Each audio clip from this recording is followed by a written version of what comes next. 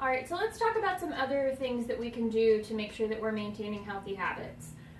One of the biggest questions is, what if my family doesn't traditionally have things like salad or fruit platter at their holiday meals? And the best way to make sure that you have those things available to put on your plate is to bring them. If everyone's bringing a dish, you go ahead and offer to bring the fruit salad or a nice veggie dish that's low in fat and calories, and that way you can make sure that you have something available to balance out your plate. And I know a lot of people's fallbacks are with desserts.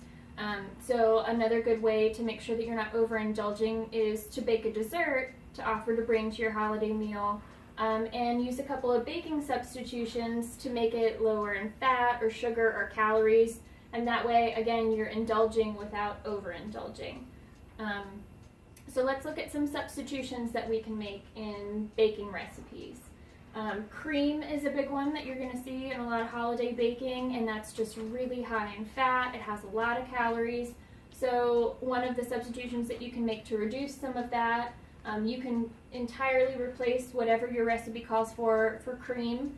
We're going to replace it with fat-free half and half or evaporated skim milk. Both are really good options to cut back on your fat and your calories. Sour cream is another one that lots of recipes call for, and again, just higher in fat and calories.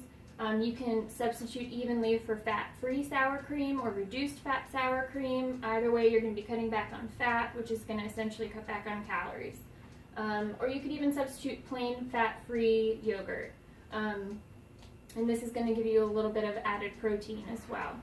And sugar is another one that is just overabundant in holiday baking.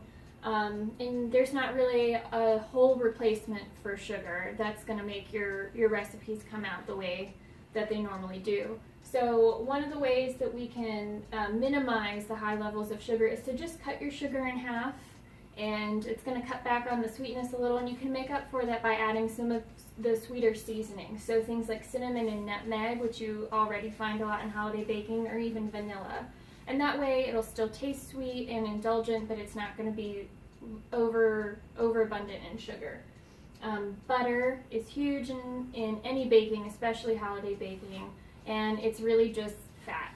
And you can't really cut all of the fat out of recipes, but you can replace half of it and still have a comparable product. So you can replace half of your butter with something like applesauce or mashed bananas or canned pumpkin.